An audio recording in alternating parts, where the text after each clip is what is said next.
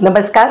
सानी कलारंग, मी नीना बेगमपुरे तुमचं माझ्या चॅनलमध्ये मनापासून स्वागत. बरं का, कालच्या माझ्या व्हिडिओला की 50 आणि 60 नंतरसुद्धा त्वचा कशी टवटवीत ठेवू शकाल या व्हिडिओला तुम्ही प्रचंड प्रतिसाद दिला, त्याबद्दल मनापासून आभार.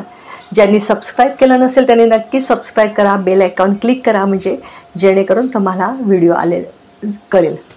तर खालच्या कॉमेंट्समध्ये खूप जणांनी लिहिलं की आमची स्किन जी आहे ती खूप लूज होत चाललेली आहे आणि सुरकुत्या पडलेल्या आहे. बऱ्याच जणांनी सांगितलं की आमची स्किन कोरडी पडत आहे, तर त्याच्यावर सांगा. तर प्रत्येकाला उत्तर देण्यापेक्षा हा व्हिडिओ बनवला आहे.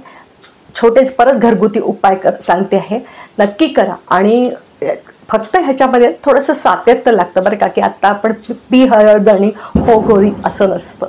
तर हे करताना तुम्ही कोणीतरी तुमचं खच्चीकरण करू शकतं बरं का, की म्हणतील की आता तुम्हाला काय आता ग्लो आणून तुम्हाला काय स्टेज शो करायचं आहे का, कुठे मॉडेलिंगला जायचं आहे का.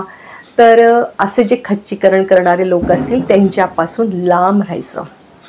आता जी जगायची वेळ आली आहे, कारण आत्तापर्यंत तुम्ही भरपूर तुमच्या प्रापंचिक जबाबदाऱ्या छान पद्धतीने पार पाडल्या आहे. आता मात्र स्वतःसाठी, अगदी मी पुरुषांना सुद्धा सांगू शकते आणि बायकांना, पुरुषांनी सुद्धा बाहेर जाऊन भरपूर संसारासाठी कष्ट केलेले असतात, त्यांचे कष्ट हे गृहीतच धरल्या जातात. तसंच बायकांचं सुद्धा घरातल्या गृहिणीचे तर कष्ट गृहीतच धरल्या जातात. तर आता जी वेळ आली आहे ती तुमच्यासाठी जगण्यासाठी, कोणाला दाखवण्यासाठी नाही, कोणाला दाखवण्यासाठी नाही, कुठे स्टेज शो करण्यासाठी नाही, आपण आपल्यासाठी जगायचं. तर आता हे जे सुरकुत्या पडत आहेत तर त्याच्यासाठी तुम्हाला सांगते की छोटे छोटे घरातलेच उपाय आहेत आणि तुम्ही अगदी नक्की करा बरं का. आपला बटाटा असतो की नाही, बटाटा किसा, त्याच्यामध्ये मुलतानी माती घाला, थोडंसं मध घाला आणि थोडंसं अगदी 2-3 अगदी म्हणजे मध अगदी 2-3 थेंब घालायचे आणि एक अर्धा चमचा गुलाबजल घाला आणि त्याची छान पेस्ट करा आणि तुमच्या चेहऱ्याला लावा आणि पूर्ण 20 मिनटं ठेवा. पूर्ण सुकल्यावर छान गार पाण्याने त्याला धुवून टाका. तसंच ज्यांची मात्र मुलतानी माती, ज्यांची कोरडी त्वचा ना, तिथे त्यांनी मुलतानी माती वापरू नका बरं का, त्यांनी अधिक कोरडी होऊ शकते. तर त्याच्यासाठी मात्र तुम्ही त्याच्या जागी तुम्ही बेसन पीठ हे करा, म्हणजे परत बटाट्याच्या किसामध्ये आपलं हरभऱ्याच्या डाळीचं पीठ घालायचं, गुलाबजल घाला, मध घाला आणि त्याची छान पेस्ट करून तुम्ही चेहऱ्याला ठेवा. खूप चेहऱ्याला लावल्यावर तुम्ही गार पाण्यात धुतल्यावर तुम्हाला फरक जाणून येईल. काय अगदी लगेच नाही, पण काही दिवसांनी तुम्हाला हा फरक लगेच जाणून येईल. तर अजून एक सांगते की आपण काकड्या चिरतो, त्यात 2 स्लाईस काढून ठेवा, त्या स्लाईस फ्रीजमध्ये ठेवा. ज्यांच्याकडे फ्रीज नसेल त्यांनी गार पाण्यामध्ये, माठाच्या पाण्यामध्ये त्या ठेवा आणि दुपारी जेव्हा आडवं पडता तेव्हा त्या स्लाईस तुमच्या डोळ्यावर ठेवा.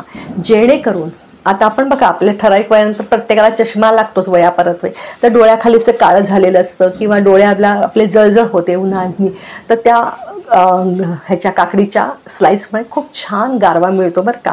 तर असं तुम्ही करून बघा. आता कलिंगडचा पण सीझन आहे बरं का, तर कलिंगडसुद्धा आपण लाल भाग काढून टाकतो, लाल भाग काढून खातो छानपैकी, आणि पांढरा भाग हा आपण फेकण्याच्या पेक्षा त्याची छान स्लाईस करा आणि फ्रीजमध्ये ठेवा. अगदी 2-3 दिवस छान जातात आणि परत दुपारी आडवं पडले की त्या स्लाईस छान चेहऱ्यावर ठेवा. फक्त हे वयस्कर लोकांनीच केलं पाहिजे असं नाही. जे तरुण मुलं आहेत, उन्हात जातात, तर त्यांनी सुद्धा हा उपाय, की ज्यांना म्हणजे उन्हाचा जो हे ताव असतो ना, तर त्याच्यामुळे तुम्हाला आराम मिळेल. तर हे छोटे छोटे उपाय आहे, नक्की करून बघा बरं का. अजून एक तुम्हाला सांगते की कोरडी त्वचा पडते. तर माझे वडील डॉक्टर होते, तर त्यांनी तर आम्हाला खूप केमिकल्सपासून लहानपणी तर अगदी लांबच ठेवलं होतं. तर त्वचा कोरडी पडते, तर त्याच्यासाठी पण अगदी तुम्ही आत्ताचे हे मी उपाय सांगितलेले आहेतच. तर अजून एक सांगितलं त्यांचा, म्हणजे आमच्या जेवणावर अगदी पूर्वी आम्हाला अगदी असं हे नाही, पण जे चौरस आम्ही आहार घ्यायचो त्याच्यामध्ये त्यांचा रोजच्या जेवणामध्ये 1 चमचा तूप ते पोटात, म्हणजे गाईचं तूप असतं, तर हे गेलंच पाहिजे का. तर फक्त बाह्य तुम्हाला करून चालत नाही, आतनं पण तुम्हाला तुमच्या त्वचेला जे कोरडेपणा आलेला असतो तो तुपामुळे नाहीसा होतो. तर नक्की तुम्ही तुमच्या आहारामध्ये तुपाचा समाविष्ट करा. आजकाल काय होतं, तरुणपणापासूनच वजन वाढतं या कल्पनेतनं तूप खाणं सोडून देतं आणि मग त्याच्यानंतर म्हातारपणी मग हे असे त्वचा कोरडी पडू शकते. तेव्हा अगदी तरुण मुलामुलींनी सुद्धा लक्षात घ्या की रोजच्या आहारात तुम्ही वरण भातावर 1 चमचा तूप अगदी आवर्जून घ्या, जेणेकरून तुमच्या त्वचेसाठी आणि तुमच्या हाडांचं जे वंगण आहे तर ते वंगण तुम्हाला या तुपातनं मिळतं. तर हे अगदी करून बघा आणि मला सांगा. परत एक सांगते की तुमच्या बरेच जण सांगितले की इथे सुरकुत्या पडल्या आहेत, तर रोज एक योग साधना करायची आहे. तर आपल्या चेहऱ्यासाठी एक छान अगदी सोपं उपाय आहेत. तर आपल्या चेहऱ्याचा असा फुगा बनवा आणि असा हळूहळू त्यातनं हवा सोडायची, असं 5 वेळा करा. परत हवा भरल्यावर एकदा इकडे एकदा वर एकदा खाली अशी ती भरलेली हवा फिरवा बघा.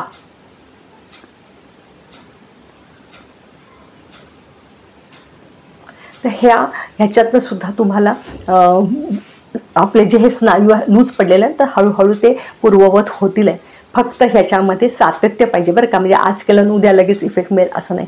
परत तुमच्या चेहऱ्याचा ना असा चंबू करा आणि अशी शिट्टी वाजवत हवा बाहेर काढायची. तर ह्याच्यामुळे सुद्धा तुमच्या इथल्या सगळ्या स्नायूंना तुम्हाला परत बळकटी मिळते. तसंच इथे आपल्या ह्या नाकाच्या बरोबर बाजूला असं इथे 2 ठिकाणी प्रेशर द्या. हे प्रेशर ॲक्युप्रेशर पॉईंट आहेत. या ॲक्युप्रेशर पॉईंटमुळे तुम्हाला परत तुमच्या चेहऱ्याला परत एक छानपैकी तुमच्या स्नायूंना बळकटी मिळते.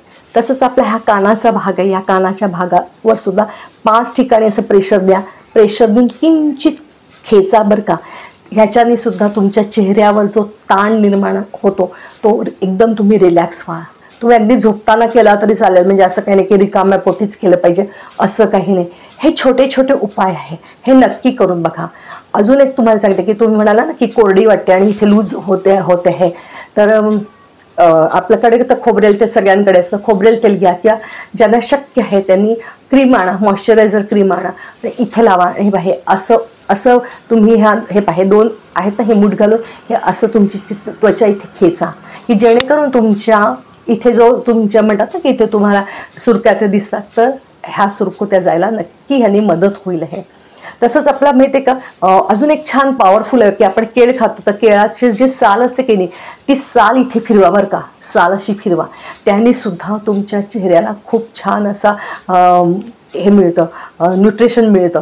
तर ह्या छोट्या गोष्टी आहेत, ह्या नक्की करून बघा आणि मला वाटतं तुमच्या प्रश्नाचं उत्तर नक्की मिळालेलं असेल. हा योग साधना करा आणि कोणी काही म्हटलं तर लक्ष द्यायचं नाही, सकारात्मक राहायचं.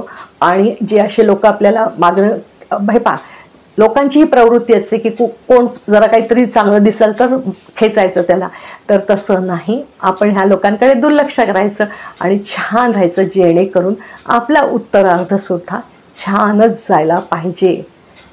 व्हिडिओ आवडल्यास नक्की लाईक करा, शेअर करा, सबस्क्राईब करा. मनापासून, अगदी मनापासून धन्यवाद.